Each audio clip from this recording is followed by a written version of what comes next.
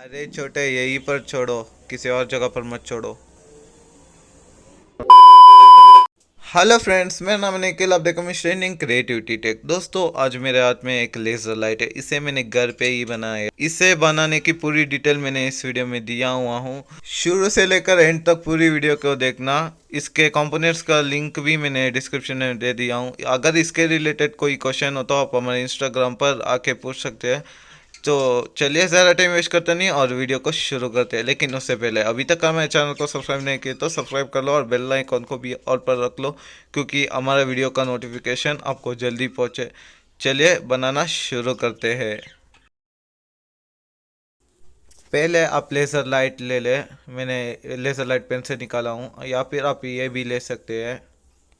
और एक laptop battery के और एक चार्जिंग मॉड्यूल की। मैंने इन सब का कंपोनेंट्स का लिंक मैंने डिस्क्रिप्शन में दे दिया हूँ।